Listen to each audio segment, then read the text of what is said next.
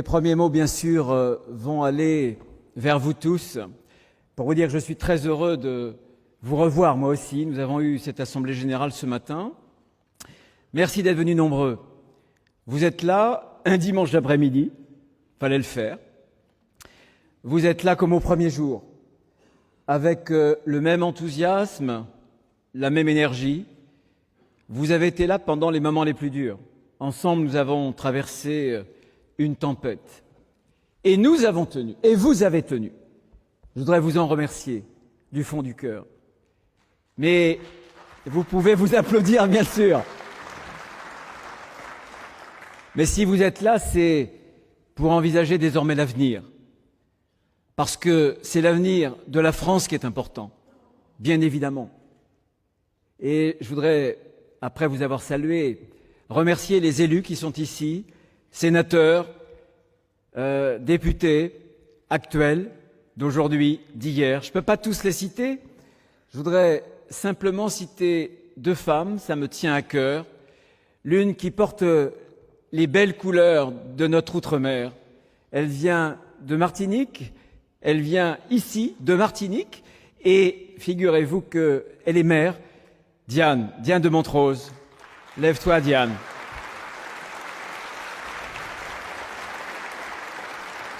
Merci de nous amener ces rayons de soleil de cette partie française. Et puis je voudrais aussi saluer une autre femme, celle qui m'a succédé, vous allez adorer, parce qu'elle est sartoise.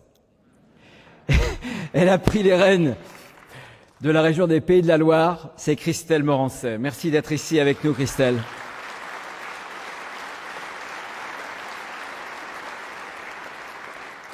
Merci à tous les visages que j'ai tant côtoyés pendant la campagne qui nous ont tant aidés. J'ai aperçu Gilles Carrez. Ça me fait vraiment plaisir que Gilles soit avec nous parce qu'il a beaucoup contribué au projet. Bien sûr, Serge Rouard, Serge est ici aussi avec nous, Isabelle, bien d'autres aussi. Je voudrais remercier aussi les équipes de Force républicaine. Bien sûr, notre nouveau secrétaire général, Patrick Hetzel, l'ancien recteur, député. Merci Patrick d'être à nos côtés. Vincent Chriqui, ancien secrétaire général, conseiller spécial maintenant, qui a repris, vous vous souvenez, dans des conditions si difficiles, la direction de campagne de François Fillon au mois de mars dernier. Merci Vincent. Merci à toutes celles et à ceux, les bénévoles notamment, qui nous aident au quotidien. Alors ce matin, nous avons retrouvé François Fillon. C'était un moment extrêmement émouvant et tout à l'heure, en entendant les uns et les autres, je me disais qu'il y avait beaucoup d'émotions. Je pense qu'on reconnaît une communauté, avant même d'être une communauté politique, une communauté humaine, pas seulement parce que nous avons de bonnes raisons rationnelles d'être ensemble, parce qu'on partage un constat, on partage des solutions, des convictions, mais il faut ce que j'appelle, moi, les raisons du cœur. Et il y a entre nous des fils qui se sont tissés. Ces fils, ils sont plus forts que tout. Et je pense que cette communauté-là, nous allons la faire vivre. Mais surtout, elle nous donne une obligation d'aller au-delà de nous-mêmes, de rassembler. Parce que la politique, ça n'est pas de rester dans l'entre-soi. Parce que la politique, c'est des additions. C'est de faire d'un être ou des êtres différents un être collectif, un. Et je compte sur chacun d'entre vous pour mettre votre raison, votre cœur aussi, au service des causes que nous voulons défendre. François nous a dit ce matin, évidemment, les causes qui lui étaient chères. Il nous a donné deux messages. Le premier, c'est de continuer le combat. Continuer le combat, à chaque fois que la liberté sera menacée, bien sûr, nous serons là. Continuer le combat, à chaque fois que la laïcité sera bafouée, nous serons là pour appeler ses exigences. À chaque fois que la fraternité sera blessée, nous serons là, nous serons toujours là. C'est notre mission. C'est le sens que nous allons donner à notre action. Et il nous a donné aussi un deuxième message. C'est qu'il veut tourner la page. Pour lui sans doute. Mais aussi pour nous, pour Force républicaine. Parce que, en tournant la page, pour lui et pour nous, il nous permet ce nouveau recommencement, comme avait dit un jour Hannah Arendt. Et ce recommencement-là, nous devons être à la hauteur. Lui est parti vers d'autres horizons, qui sont un peu les mêmes. Dans quelques semaines, il créera une fondation pour venir en soutien des chrétiens d'Orient, des minorités.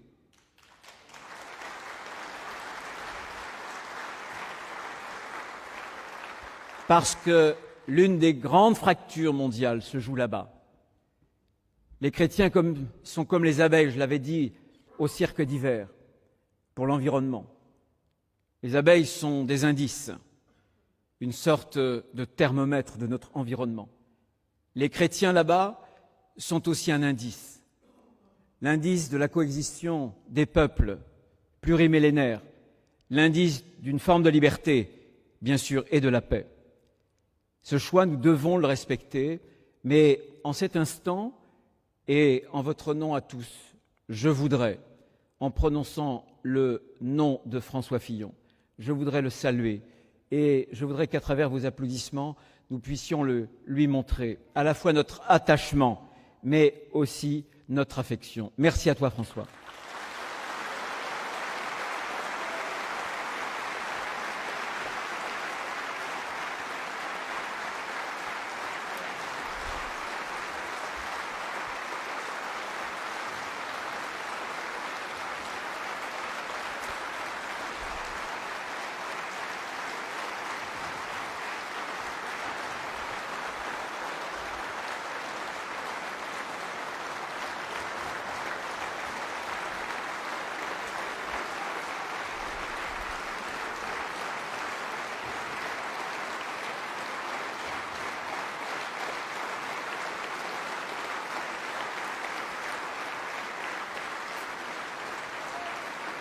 Mes chers amis, je parlais à l'instant de combat. Si nous voulons nous montrer à la hauteur de ce que François Fillon attend de nous, nous ne devons pas être entre nous une association d'anciens combattants, bien évidemment. Seul l'avenir doit désormais focaliser toutes nos forces, évidemment. Et la réunion de cet après-midi, ça n'est pas une veillée aux chandelles. C'est la passation d'un relais, c'est la passation d'un flambeau. Et tous ensemble, je veux qu'on reprenne ce flambeau. Pas moi seulement, mais tous ensemble. Ce flambeau, ce sera à la fois le flambeau de la fidélité, ce sera aussi le flambeau de la modernité. La fidélité d'abord parce que je sais pour connaître bien des visages parmi vous. Je sais que certains d'entre vous étaient là depuis le commencement. Vous étiez là au moment des primaires quand François Fillon était à 8% et qu'on disait de lui qu'il était scotché en dessous de 10%, qu'il était le quatrième homme. Vous étiez là aussi pendant sa formidable remontada, comme dirait Julien Aubert du Vaucluse. Vous étiez là et vous avez été là pendant la tempête. Vous n'avez pas faibli. Et vous avez été là, oui, cher Valérie Boyer, au Trocadéro. Évidemment, quand je vous regarde, je ne vois que de dangereux radicalisés devant moi. Évidemment. Et vous êtes encore là aujourd'hui. Vous étiez là quand tant d'autres n'étaient plus là. Alors bien sûr, nous n'avons pas sauvé les présidentielles.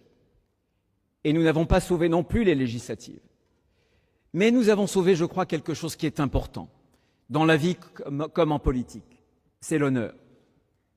L'honneur en politique, mes chers amis, c'est de rester fidèle à ses convictions. Un jour, Kennedy disait, il y a un peu plus de 50 ans, un demi-siècle donc, ne sacrifiez jamais vos convictions à l'air du temps. Ne les sacrifiez jamais. Mais quand on respire l'air du temps, aujourd'hui, ici en France, on a parfois le sentiment que pour certains, les convictions, c'est quelque chose de météorologique.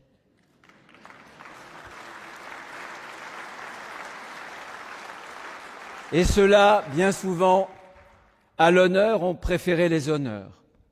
C'est tellement plus gratifiant. C'est tellement plus gratifiant. Donc nous serons ceux qui reprennent un flambeau. Un flambeau, le flambeau d'abord de la fidélité. La fidélité, mon cher Mathieu, comme un attachement vital, comme on dit au Québec. Mais pas seulement. le flambeau aussi de la modernité, parce qu'on regarde en avant, évidemment. On n'a pas le rétroviseur pour regarder derrière nous, on regarde devant nous. Et je vous invite, chers amis, à ne jamais céder à cette espèce de terrorisme intellectuel que le président Macron a essayé d'installer en France, le camp des modernes et le camp des anciens, l'ancien monde et le nouveau monde, le camp du bien et le camp du mal, un nouveau manichéisme. C'est une vieille méthode, c'est une vieille recette. Et quand j'étais tout petit, j'entends encore Georges Marchais répondant à Jean-Pierre Elkabbach pour lui dire « Mais monsieur Elkabbach, il y a les forces de progrès et les forces réactionnaires. Il n'y a rien de moderne. » Alors bien sûr, dans la vie politique française, dans le paysage français, il y a ce que l'on peut appeler en revanche des vrais passéistes. Il y a bien sûr M. Mélenchon, l'hologramme de Robespierre. Pensez donc pour un Vendéen, Robespierre. M. Mélenchon, l'adorateur de Fidel Castro et d'Hugo Chavez, qui chaque matin marche sur le palais Bourbon quand d'autres marchaient sur le palais d'hiver. Passéisme. Un autre passéisme, Madame Le Pen. Elle nous propose de revenir à l'écu, si j'ai bien compris. Mais j'ai pas tout compris et je me demande aussi si elle a bien compris. Des vrais passéistes, oui. Et il y a en même temps les faux modernes. Ah bien sûr, ils se veulent modernes. Ils se disent modernes. Ils sont même la modernité incarnée. Mais les solutions qu'ils nous proposent sont-elles modernes? Préparent-elles la France à affronter les grands défis, le grand large et parfois les tempêtes? Bien sûr, les ordonnances. Bien sûr qu'il y a des évolutions. Mais quelqu'un le disait tout à l'heure, peut-être Karine d'ailleurs. Bien sûr, il y a eu des évolutions favorables. Certaines d'entre elles, nous les avions proposées et j'ai voté la loi d'habilitation. Mais est-ce qu'on a remis en cause les 35 heures? Les 35 heures qui sont en France depuis une vingtaine d'années un désastre industriel. Non. On a même fait pire d'ailleurs, puisque le grand problème pour nos PME, c'est les effets de seuil. Et on a trouvé le moyen de renchérir le passage du seuil de 49 à 50 et 51. Donc, vous voyez, aucune révolution, aucune grande transformation, puisque M. Macron veut qu'on le juge à ce qu'il va transformer le pays. Il a écrit un livre, Révolution. Le budget, mon cher Gilles, budget de la nation, budget de la sécurité sociale, les deux problèmes français, est-ce qu'on va y mettre fin, enfin? D'abord, l'addiction à la dépense publique. Depuis 40 ans, nous vivons à crédit. Et dans quelques mois, nous atteindrons pratiquement la dette 100% de la richesse nationale. Que fait ce budget? Quelle économie? Aucune. Déficit de l'État en augmentation. La masse pléthorique pour la fonction publique. Seulement 324, tenez-vous bien, 324 postes de fonction publique d'État d'économiser. Comment pouvez-vous croire un seul instant qu'avec ces chiffres-là, on puisse hisser la France au premier niveau occidental ou au premier niveau européen? La compétitivité, Karine le disait, ce sera pour le budget, le premier budget de M. Macron, des milliards d'euros de plus de charges pour les entreprises françaises. Qui le dit? Bien sûr, on voit la mise en scène, on voit les images, on voit les mots, mais les actes, c'est aux actes qu'on doit juger de cette soi-disant modernité. Qu'y a-t-il de moderne en taxant les retraités pour les faire cotiser à l'assurance chômage, alors qu'ils n'ont aucun risque, évidemment, et pour cause, d'être concernés par le chômage? Où est la modernité? Où est la modernité quand on taxe les plus faibles? Bien sûr, on fait sauter l'ISF pour réinventer une sorte d'impôt sur les petites fortunes. Mais en même temps, on taxe les handicapés. Vous trouvez ça moderne, vous? Vous avez entendu M. Macron évoquer son projet pour la politique de la ville. L'avez-vous trouvé moderne? Les emplois francs Qui les a inventés? C'est Monsieur Hérault, non? Si je ne me trompe. Modernité? Modernité quand tu nous tiens. Ou quand tu nous lâches plutôt, oui. Est-ce que vous pensez que taxer et affaiblir la politique familiale, c'est quelque chose de moderne? Ça, c'est une vieille lune de gauche. La remise en cause de l'universalité de la politique familiale en France, c'est François Hollande. Et ne vous laissez jamais impressionner pour ceux qui disent c'est normal, les grands salaires, les hauts salaires, patati et patata. Mais la sécurité sociale, son socle, c'est l'universalité. On cotise selon nos moyens, selon nos salaires. En revanche, tout le monde a les mêmes droits. Évidemment. Qu'y a-t-il de moderne dans cette remise en cause? Dans la remise en cause du dynamisme démographique de la France, qui est un des seuls atouts qui nous restait. Qu'y a-t-il de moderne en remettant en cause ce dynamisme démographique et finalement l'avenir même du pays? En réalité, M. Macron n'est pas un transgresseur, c'est plutôt un successeur, c'est un continuateur jusqu'à la caricature, puisqu'il y a quelques jours, pour réparer une erreur de l'État, il faut à nouveau surtaxer les grandes entreprises. C'est la même chose. C'est toujours le même train qui continue. Pas moderne sur les solutions, pas moderne non plus sur les pratiques. Quelles sont les pratiques? Les deux mamelles, le jacobinisme et l'hyperpersonnalisation. Le jacobinisme. La règle aujourd'hui, c'est Paris décide, la province exécute. Voilà. C'est exactement cela. Il n'a pas compris que, et moi qui étais président de département, président de région, on ne refera pas une réindustrialisation de la France sans les territoires. Les territoires ne sont pas le problème, ils sont la solution. Les territoires ne sont pas la France d'hier, c'est la France de demain. C'est la France de toujours d'ailleurs. C'est la France de toujours. Même quelqu'un comme François Mitterrand, mais il avait un lien charnel à la France et à ses territoires, avait dit un jour, il a fallu, pour que la France se fasse un centralisme, il faut désormais la décentralisation pour que la France ne se défasse pas. Pratique du jacobinisme, pratique d'une hypercentralisation qui est parfaitement contraire à notre modernité, à celle que nous voulons. Et puis l'autre pratique, vieille depuis des millénaires, vieille depuis que l'homme est sur Terre, évidemment, l'hyperpersonnalisation. Jupiter décide de tout. Jupiter veut tout contrôler, y compris d'ailleurs, chers amis, y compris son opposition. Il voudrait choisir son opposition et il préférerait évidemment que son opposition, ce soit Mme Le Pen ou que ce soit M. Mélenchon. Ce serait tellement plus facile. Voilà, hyper-personnalisation. D'ailleurs, ce qui est incroyable, c'est qu'un homme politique en France ait choisi ses initiales pour son propre mouvement. Plus c'est gros et plus ça passe, et ça n'a pratiquement jamais été dénoncé. Il confond Emmanuel Macron, en réalité, puisque on lui dit qu'il veut restaurer l'autorité de l'État, certes, mais il confond la restauration de l'autorité de l'État avec l'exaltation de sa propre personne, ce qui est très très différent.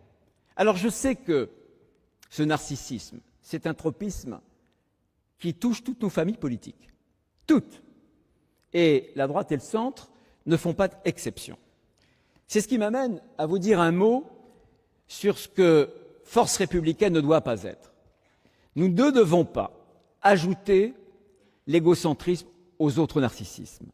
Nous ne devons pas, aujourd'hui ou demain, jouer ou ajouter sur les divisions parce que la droite est éclatée en France.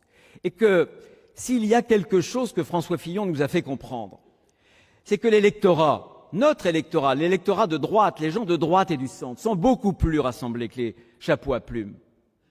Parce que regardez bien la primaire. Massivement, nos compatriotes ont voté pour un projet qui a été le point de rencontre. Le point de rencontre, mon cher Julien, des droites traditionnelles françaises. L'audace et la liberté pour les orléanistes, pour les légitimistes, les valeurs, la fierté française, la famille. Pour les gaullistes et bonapartistes, le sens de l'État, l'autorité, la restauration de l'autorité de l'État. C'est sur ce projet-là que très largement les Français qui se reconnaissent dans nos valeurs se sont aussi, bien entendu, reconnus. Alors, notre travail à nous, Ça n'est pas d'être une droite un peu plus conservatrice ou progressiste, une droite un peu plus libérale ou un peu plus étatiste. Notre problème à nous, c'est de construire une proposition qui permettra à la France demain d'être une grande puissance européenne. Et nous ne le ferons que si au préalable, nous répondons à ce que j'appelle le mal français. Les deux symptômes d'un même mal, du mal français. Un historien, Prochasson, avait dit un jour que la France était sans doute le seul pays qui porte le deuil de lui-même. Vous vous rendez compte, ce pessimisme français. Ces deux mots, ces deux symptômes, c'est à la fois le déclassement économique, mais c'est en même temps la dépossession culturelle et identitaire. Et il faut répondre aux deux. Au déclassement économique, bien évidemment. Parce que quand on a un chômage de masse, on a un cancer de nos sociétés. Parce que quand l'ascenseur social est bloqué, quand pour la première fois depuis la Deuxième Guerre mondiale, les parents peuvent entrevoir un avenir plus difficile que le leur pour leurs enfants, vous avez un effet profondément démoralisateur. Alors oui, nous répondrons par la liberté, justement, Karine, nous répondrons à ce déclassement économique, mais il faut aussi répondre à la dépossession culturelle, à la question de la laïcité, à cette question et cette crainte qu'ont les Français de devenir un jour étrangers chez eux, à cette question, à cette angoisse qui les taraude, qu'ils devraient de plus en plus marginaliser leurs traditions, leur mode de vie, pour donner toute sa place au multiculturalisme. Ils n'en veulent pas. Et un projet politique doit marcher sur ses deux jambes. Trop souvent, la droite française a été unijambiste. C'était un peu effectivement une gauche qui saurait compter. Moi, je dirais que notre droite à nous, ça n'est pas Macron moins l'augmentation de la CSG. C'est aussi autre chose. Il faut sortir de l'économisme. Et si M. Macron nous rend un service, c'est qu'il nous apprend que désormais, de toute façon, entre le néolibéralisme de droite ou de gauche, la frontière, elle est ténue. Ça n'est pas l'économie qui, même si je sais qu'il ne va pas suffisamment loin, qui permet de distinguer et l'une et l'autre, évidemment. Et regardez au-delà des frontières françaises. Regardez ces pays qui ont un taux de chômage très faible. L'Allemagne, la République tchèque, l'Autriche. Dans ces trois pays, vous avez eu 3 élections. Qu'est-ce qu'ont donné ces élections? Ces élections ont montré qu'il y avait aussi une exaspération populaire. En Allemagne, taux de chômage, moins de 4%. 92 députés AfD. C'est la meilleure démonstration qu'on ne peut pas soigner ces maux occidentaux, ce mal français, uniquement par l'économie. Il ne suffit pas de faire baisser le chômage. Il ne suffit pas d'augmenter la croissance pour rendre les peuples plus heureux. Il y a quelque chose en France, mais plus généralement, dans les peuples européens, dans les peuples occidentaux qui les travaillent au corps. Ce quelque chose est en train de remuer, sans doute, un mécanisme qu'on pensait oublié, en tout cas un questionnement qu'on croyait résolu. Les questionnements qui portent sur les raisons que nous avons d'être ensemble. La nation. Qu'est-ce qu'une nation? Qu'est-ce qu'un peuple? Qu'est-ce qu'une démocratie? Ces questionnements qui sont aussi vieux que la démocratie elle-même, que le corps politique lui-même, que nos communautés, les peuples veulent qu'on apporte aussi une solution, en tout cas une réponse. Et nous, force républicaine, nous devrons y répondre à l'économie et y répondre en même temps à cette crainte de la dépossession culturelle et identitaire, bien évidemment. Mais nous devons le faire en évitant 2 écueils. Le premier écueil, en essayant de redire que le passé était mieux que le présent ou que ne sera l'avenir. C'est la nostalgie. Parce que la nostalgie, encore une fois, ça n'intéresse personne. Vous n'agrégez personne. Et vous rendez les choses compliquées pour que vous puissiez faire d'un peuple un seul être collectif, justement. Et vous devez aussi éviter le culte, ce culte de la nouveauté, croire que tout changement est un progrès. Philippe Meuret, regretté, Philippe Meuret avait une expression quand il disait qu'il y avait des rien-pensants qui s'adonnaient justement à ce culte de la nouveauté. Eh bien non, Force républicaine doit être une force de frappe intellectuelle. Pas seulement, j'y reviendrai tout à l'heure, mais nous devons être un laboratoire d'idées, parce qu'il faut renouveler complètement le corpus idéologique de notre famille politique. Et jamais, je crois, que l'instant n'a été à la fois aussi propice, mais n'a rendu aussi urgent le renouvellement de cette réflexion. Parce qu'on vit, notre génération, votre génération, nous avons ce privilège, ou peut-être n'en est-ce pas un, de vivre à un moment où le monde bascule de façon radicale. Radicale. Ce basculement du monde, c'est à la fois l'Occident qui est en train de perdre les manettes de la conduite des affaires, de l'histoire même. Ce basculement du monde, c'est aussi le surgissement du tragique, le retour dans notre vie collective du tragique sous sa forme la plus archaïque, la plus monstrueuse, la barbarie islamiste. Ce basculement du monde, c'est aussi, comme l'a dit Alain Finkielkraut, la fin de l'histoire. On nous a vendu une fadaise dans les années 90. On nous a dit désormais, chute du maire de Berlin, la planète allait connaître une ère de prospérité mondiale, sous le double auspice des valeurs démocratiques, universelles, et aussi du marché global. Quel est le monde qui s'offre à nous? Quel est le monde qui s'offre à notre analyse? Ce monde, il n'a jamais été aussi menaçant, dangereux. Ce monde, c'est un monde où les rapports de force s'expriment beaucoup plus que ce que l'on appelle le concert des nations, le multilatéralisme. Ce monde est un monde dangereux et il faut que nous puissions bien sûr y répondre. Et cette réponse, c'est à la fois une réponse française, c'est aussi une réponse européenne. Mais il y a des défis. Et dans les réflexions que vous aurez sur le terrain dans les prochains mois, pour s'appuyer sur le socle du projet de François Fillon et pour l'actualiser, vous devrez répondre. Il y a 4 grands défis dans ce basculement du monde auxquels la France doit répondre. Si on y répond favorablement, alors peut-être ce sera une nouvelle ère de prospérité. Sinon, ce sera le déclin. Un déclin, ne vous y trompez pas, définitif. Il faut y répondre. Et ce que je veux, moi, c'est que Force républicaine apporte toute son énergie, toute son imagination pour y répondre. Le premier des défis, c'est un défi majeur. C'est le grand basculement technologique, avec 2 énormes mutations, 2 énormes convergences qui sont en train de rebattre la carte de la prospérité et qui pourraient aussi concerner la définition qu'on se fait de l'homme. La première convergence, c'est la convergence du numérique avec les nouvelles sources d'énergie.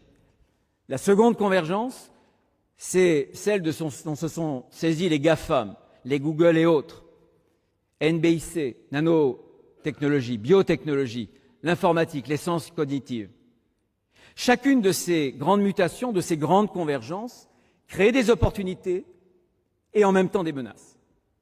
Les opportunités de la première des convergences, c'est évidemment la possibilité, et je me suis comme président de région passionné pour cette réindustrialisation rendue à nouveau possible, grâce à ce qu'on appelle l'industrie du futur. Et il faut s'en servir. C'est une vraie opportunité de la première convergence. Mais cette première convergence a aussi de terribles menaces. Des menaces pour nos territoires, qui sont laissés pour compte. La France périphérique, celle auquel M. Macron ne parvient pas à parler, le président de la mondialisation heureuse. Des laissés pour compte, les territoires, des laissés pour compte aussi, tous ces ouvriers dont leur usine est menacée. Il faudra leur parler. Il faudra trouver une expression, une proposition, pour ne pas les laisser à M. Mélenchon ou à Mme Le Pen, ou alors dans l'abstention. Ce sont des menaces. Et puis la deuxième convergence, énorme celle-ci, énorme, NBIC. Énorme parce que c'est la médecine personnelle, c'est la médecine prédictive. C'est la capacité de vieillir en meilleure santé, de vieillir plus longtemps. Qui peut être, comme on dit chez moi en Vendée, contre ce progrès-là? Mais en réalité, cette révolution, même si elle a des opportunités, présente des menaces qui peuvent être radicales, si on ne les envisage pas sous un angle qui soit celui de l'angle éthique. Parce que pour la première fois, nous atteignons le point critique de la définition de la nature de l'homme. Quand vous entendez ces prophètes de cette nouvelle révolution nous dire que finalement Homo sapiens est un vieil algorithme et que cet algorithme-là serait dépassé. Quand vous entendez d'autres nous dire que on arrive sans doute, ou on arrivera dans quelques années à créer une sorte de logiciel qui pourrait dérober l'humanité, qui pourrait télécharger ce qui constitue le propre de la nature humaine pour l'importer dans une machine, avec un monde où la machine s'humaniserait et en quelque sorte l'homme se machiniserait. Pardonnez-moi ce néologisme. Vous voyez bien que on atteint un seuil critique absolument radical, où on doit poser la question non seulement en termes scientifiques, mais aussi en termes philosophiques, en se remémorant ce que Kant nous a laissé comme un impératif catégorique. Agis de telle façon que tu traites l'humanité dans ta propre personne et dans toute autre personne, jamais comme un moyen, toujours comme une fin. Cet impératif, cette interrogation, elle est vieille et remonte à Antigone et sans doute avant aussi. Notre civilisation a été le creuset. Donc on voit bien qu'aujourd'hui, il va falloir, face à ces questions qui sont des questions technologiques, dont il faut se saisir. Je n'ai pas, ma chère Christelle, je n'ai pas arrêté de parler dans ma région de la nécessité de ce basculement vers l'industrie du futur. Bien sûr, mais il faudra aussi qu'on soit capable de construire ce que j'appelle une éthique de la fragilité. Ce n'est pas moi qui l'ai dit le premier, c'est Jean Vanier. Parce que le monde est un monde avec des limites. Le monde qui nous héberge, que nous habitons, a des limites. Notre nature humaine a ses propres limites. La condition humaine, en réalité, n'est pas son condition. Cette éthique de la fragilité, elle doit s'adresser aux plus vulnérables. Parce que dans chaque personne qui est malade, qui est blessée par handicap, il y a cette vulnérabilité, mais que nous percevons dans elle, notre propre vulnérabilité, qui nous empêche d'aller jusqu'au complexe de la toute-puissance. Est-ce que c'est normal qu'en France aujourd'hui, au moment où je vous parle, en fonction des territoires, de là où vous habitez, quand vous êtes gravement malade, quand vous êtes en fin de vie, est-ce qu'une injustice comme celle qui consiste à avoir, oui ou non, accès aux soins palliatifs est acceptable? Est-ce que, parce que des familles sont modestes, ou parce que des familles sont mal situées, ou qu'elles n'ont pas l'information, qu'elles ont un enfant handicapé et qu'elles ne parviennent pas, pour cet enfant handicapé, à trouver un hébergement d'accueil de bon niveau qui lui corresponde, est-ce que c'est quelque chose qui ne doit pas nous interroger? Donc oui, il faut se saisir de toutes les opportunités technologiques. Il faut accueillir ces opportunités comme quelque chose de bénéfique. Mais en même temps, selon l'expression consacrée, nous devons développer une réflexion éthique. Premier basculement, première mutation, auquel nous répondrons, vous répondrez dans les mois prochains. Deuxième basculement, le changement climatique, la météorologie, pas seulement. Une écologie, qui soit une écologie humaine. Mon cher Julien, moi j'ai vécu en Vendée la catastrophe qui a fait 29 morts. Xynthia. C'est une catastrophe qui vient du réchauffement climatique.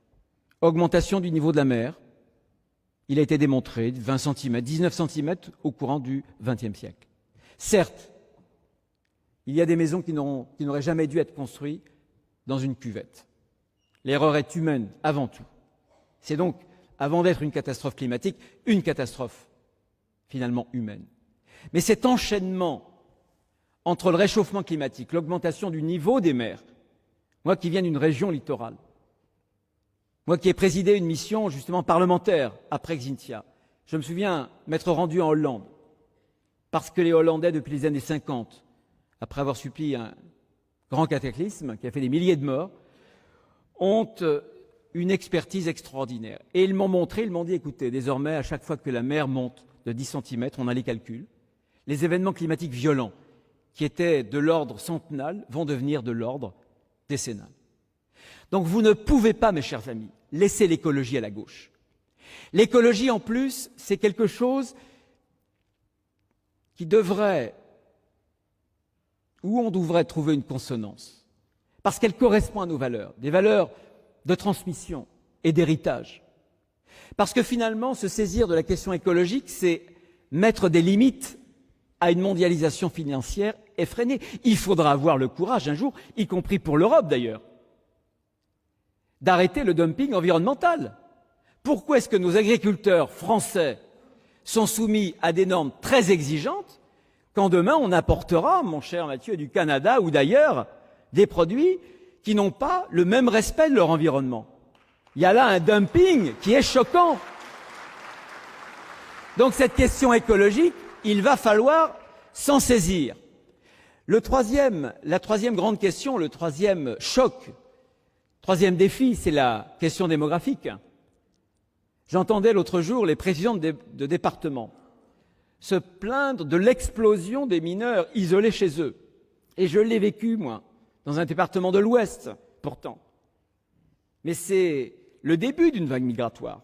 On n'a pas conscience de ce que sera ce phénomène demain, ne serait-ce parce qu'il y a un double effet de contraste. Premier effet de contraste, nous nous trouvons, nous, Européens, dans une zone de basse pression démographique. Alors que demain, l'Afrique comptera un quart de la population mondiale. Et l'autre effet de contraste, je crois que c'est Karine qui le disait très bien tout à l'heure, c'est que les dépenses sociales en France, c'est 15% du total mondial. Pompe aspirante, évidemment. Alors on a le choix. Traditionnellement, la droite se planque. Ou ces questions-là, on les laisse au populisme, mais qui vont les électriser. Personne n'en tirera bénéfice, sauf eux. Ni les populations accueillies, ni le peuple français. Ou alors, on saisit cette question migratoire à bras-le-corps, comme l'avait fait François Fillon, en proposant de vraies solutions, parce que les solutions existent. Et vous verrez Emmanuel Macron, il n'y répondra pas, parce que ça n'est pas son logiciel. Mais les Français attendent de nous, attendent de leurs responsables politiques, qu'ils apportent des solutions concrètes à ce phénomène qui va s'amplifier. Bien sûr que moi je suis heureux d'être en France, et en France nous avons une tradition hospitalière, certes, mais avec des limites qui doivent être respectées. Le droit d'asile ne peut pas être désormais, et pour demain encore, une sorte de fabrique pour des gens qui sont des sans-papiers. La Cour des comptes nous a appris que seuls 10% des déboutés étaient reconduits aux frontières. Cela doit cesser. Et là aussi, nous ferons des propositions.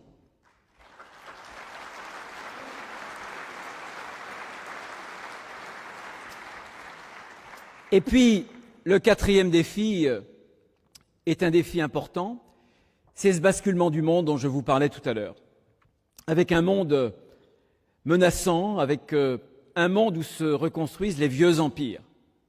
La Chine, la Perse, l'Iran, la Russie, l'Empire ottoman. Et donc on voit bien que on a, nous, une réponse à apporter. Réponse française ou réponse européenne. On voit, je le disais tout à l'heure, que cette fin de l'histoire, c'est ce contact avec cette monstruosité, cette barbarie islamiste. Ça nous interroge directement. Et là, je pense que, bien sûr, il y a une coordination européenne. Bien sûr, il y a des réponses à trouver au niveau européen. Mais là, la réponse, elle est française. Et mes chers amis, je vais vous dire ma conviction. Ma conviction est que, évidemment, qu'on va lutter pour vaincre cette barbarie en rehaussant nos arsenaux militaires, judiciaires, policiers.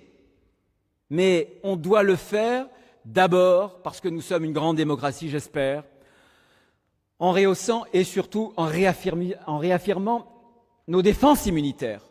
Pourquoi est-ce que de jeunes Français, tant de jeunes Français, ont pris les armes en Irak ou en Syrie contre leur pays?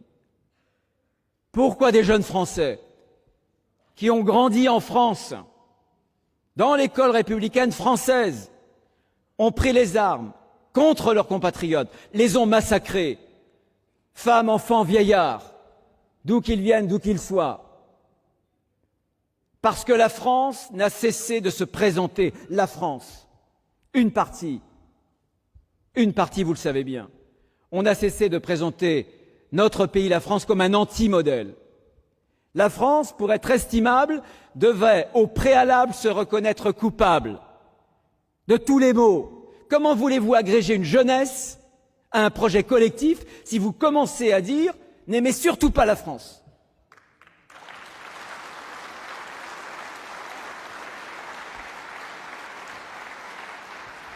Et puis aussi parce qu'on a développé une culture victimaire, une culture de l'excuse, avec 1000 excuses. Quand j'avais entendu après le sommet de Hambourg, souvenez-vous, c'était au début du mois de juillet, le président de la République dire cette phrase « On ne peut pas comprendre le terrorisme sans le réchauffement climatique ». Non, je vous assure que ce ne sont pas des propos de tribune. Cette phrase, il l'a prononcée. C'est une excuse. Quand je vois actuellement la polémique, je vais vous faire une confidence. Je ne suis pas un lecteur de Charlie Hebdo, un lecteur assidu. Mais franchement, dans la polémique entre Charlie Hebdo et M. Plenel, je suis avec Charlie Hebdo et je suis contre l'islamo-gauchisme. Oui, la solution, c'est de renouer avec nos valeurs, c'est de rejeter cette culture de la répudiation, la culture de la repentance, pour passer à une culture de la réaffirmation de ce que nous sommes. Et d'ailleurs, si les terroristes nous visent, c'est qu'ils nous visent pour ce que nous sommes. Et donc, c'est ce qu'il faut fortifier, bien évidemment. Les valeurs, nos valeurs, l'idéal républicain, les valeurs françaises, elles ne nous enferment pas, elles nous définissent. Mais plus encore, elles nous ouvrent au monde, parce que nous avons cette tradition universelle en France, parce que la France, dans la lignée des siècles, dans la lignée des générations, c'est ce pays qui a su inventer cette synthèse improbable entre ce qu'il y a de plus singulier dans chaque homme et ce qu'il y a de plus universel dans tous les hommes. C'est notre patrimoine. Alors soyons-en fiers et il faut le réaffirmer, bien sûr, notamment à l'école, pour les jeunes Français, les jeunes générations. Mais la réponse, elle est française. Mais vous verrez bien qu'on ne peut pas demain faire face à l'organisation de ces États-continents, au retour de ces vieux empires, si nous n'avons pas, nous aussi, une réponse continentale. Et cette réponse, elle est évidemment européenne. Mais toute la question est de savoir quel est le contenu de cette réponse européenne. Il y a aujourd'hui un immense paradoxe qui doit interroger chaque Européen. D'un côté, jamais dans leur histoire, les peuples européens n'ont connu cette proximité. Jamais. Je ne parle pas d'une proximité géographique. Et de l'autre côté, jamais l'Union européenne n'a été au bord d'une dislocation. Le Brexit, le non français, cette tension qu'il y a entre l'Est et l'Ouest de l'Europe. Il faut répondre à ce paradoxe, mais on ne peut y répondre qu'en redonnant du sens à l'Europe, qu'en clarifiant un certain nombre de points. Et pour redonner du sens à l'Europe, ça sera d'ailleurs un de nos travaux, puisque la première échéance électorale que nous devrons affronter, ce sont précisément les européennes. Et c'est peut-être d'ailleurs ce qui divise le plus notre famille politique. Comment est-ce qu'on peut faire œuvre utile, apporter à la fois une vraie réponse et une réponse qui puisse réunir beaucoup plus largement que les divisions auxquelles je faisais allusion à l'instant, en redonnant du sens à l'Europe. Pour redonner du sens à l'Europe, il faut redonner son histoire à l'Europe et redire que l'Europe ne doit pas être seulement une construction administrative, marchande, une construction financière et monétaire. Non, le projet européen doit être un projet de civilisation. Parce que s'il y a une culture française, notre civilisation est la civilisation, bien entendu, européenne. Une civilisation qui puise sa source à Athènes, à Rome et à Jérusalem. Et il faut en être fier et le redire, bien sûr. Et l'Europe ne peut pas avoir comme projet d'être le seul continent de la désidentification. Je pense que demain, pour se construire, l'Europe doit d'abord se définir, et elle doit se définir comme d'abord un projet de civilisation. Ça, c'est le premier point.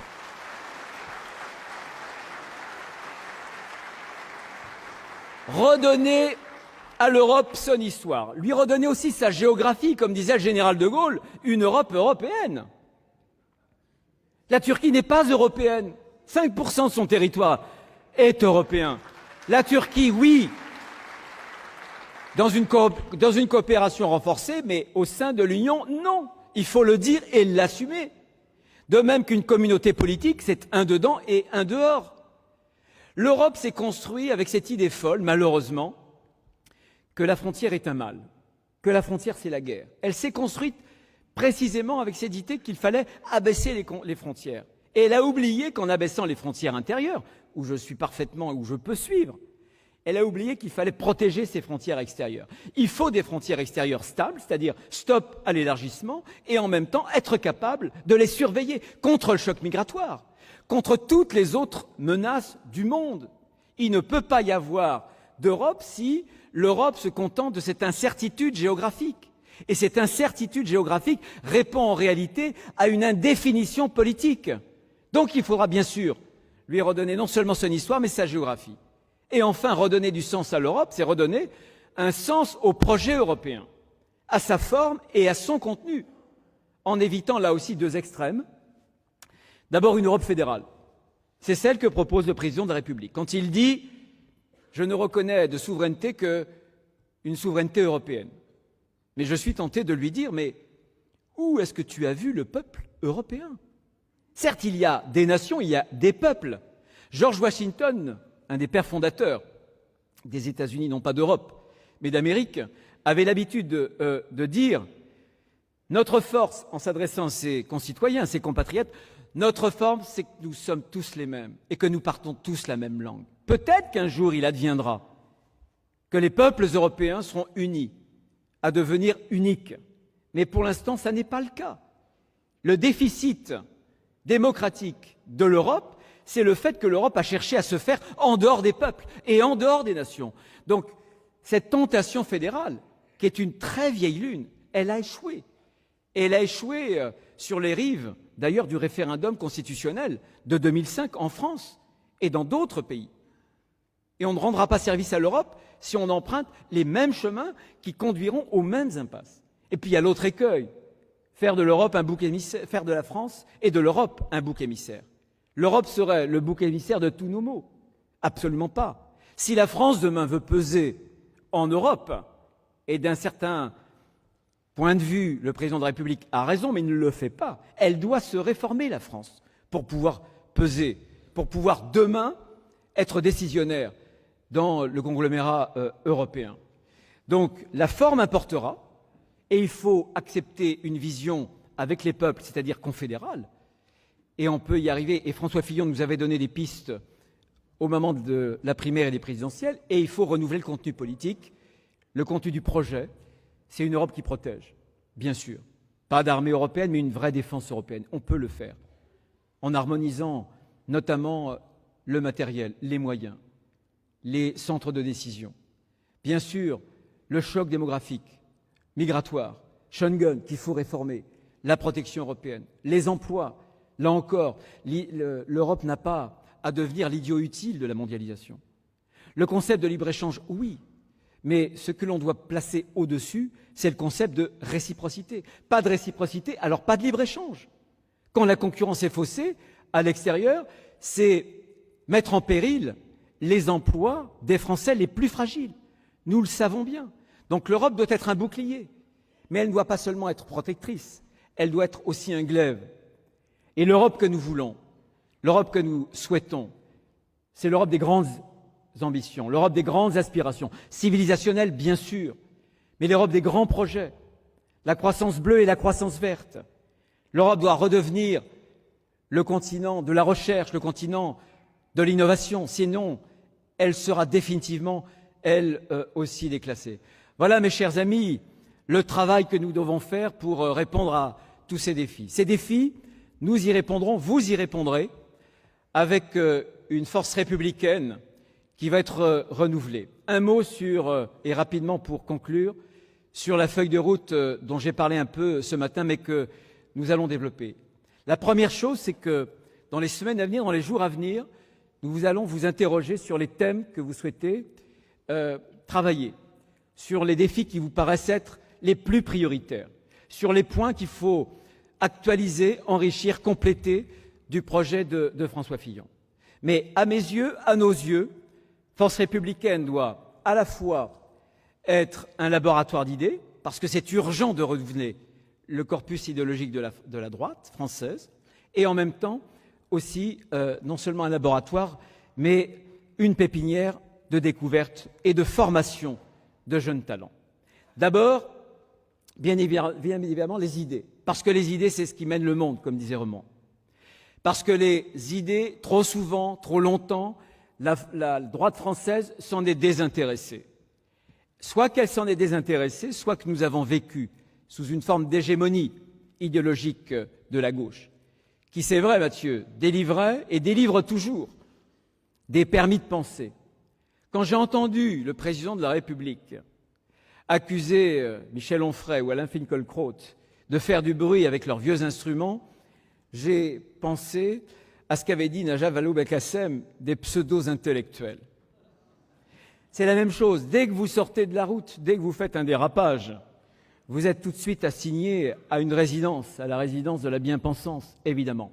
Donc il faut se saisir des débats, sans regarder en arrière, en regardant en avant, et évidemment, il faut le faire de façon sereine. Nous avons besoin de vous, nous organiserons des débats régulièrement, nous allons faire un agenda, vous y serez conviés, un agenda ici, mais aussi dans nos territoires, en province. Tout ne doit pas se régler ni se faire sur Paris, mais ce débat intellectuel, il doit vivre avec toutes vos expériences, et avec Serge et d'autres, nous allons reconstruire un projet qui permettra de répondre aux grands défis que je vous ai cités. Bien évidemment, il faudra en même temps construire une communauté numérique pour que nous puissions être un mouvement civique, qui soit un mouvement civique à la fois numérique, mais surtout qui soit décentralisé et qui permette de tenir chacun de ses membres en contact quasiment permanent.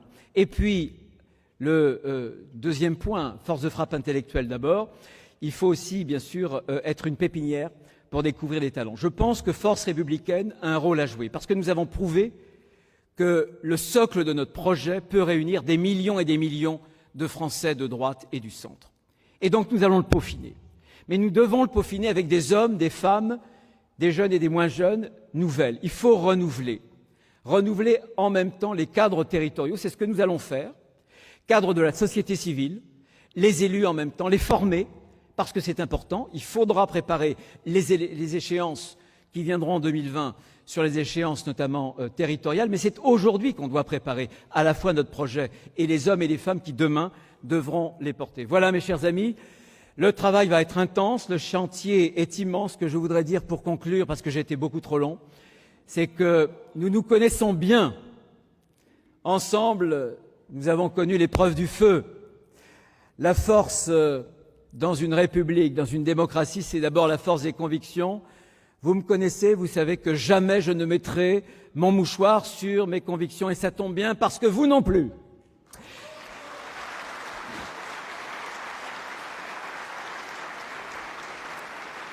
Mais dans une démocratie, dans une république, la force, c'est la force d'âme des Françaises et des Français. Cette force d'âme qui, à chaque fois que dans l'histoire, la France s'est heurtée à un obstacle, à chaque fois que la France entendait des voix qui lui demandaient de reculer, qui lui demandaient de renoncer, c'est cette force d'âme puissante, volontaire du peuple français qui lui a permis d'avancer, de bousculer justement les obstacles. Cette force d'âme, je sais que vous l'avez. Vous l'avez montré. Eh bien, nous avons connu des mois difficiles, nous en connaîtrons d'autres. Mais le travail que nous avons à faire ensemble, c'est d'être fiers, de vouloir une France, non pas une France recroquevillée sur ses peurs ou sur ses douleurs, mais une France en grand, une France qui soit fière de ses couleurs, de sa profondeur, de son épaisseur historique, de sa destinée dans le futur aussi. C'est avec vous tous que nous allons réaliser ce grand chantier. Soyez fiers d'être à Force républicaine. Souvenez-vous des valeurs que nous a laissées François Fillon et ensemble, bien entendu, nous allons relever tous ces défis.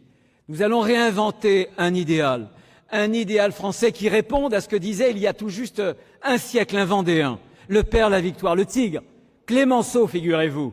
Clémenceau qui s'était exclamé à la tribune de l'Assemblée, voilà près d'un siècle, en parlant de la France, hier le soldat de Dieu, aujourd'hui le soldat de l'humanité, la France qui restera toujours le soldat de l'idéal. C'est ce chemin de l'idéal français que nous devons retrouver ensemble. Alors, merci de votre appui, j'ai besoin de vous. Force républicaine sera forte si vous êtes forts, chacun d'entre vous. Vive la République, vive Force républicaine et vive la France!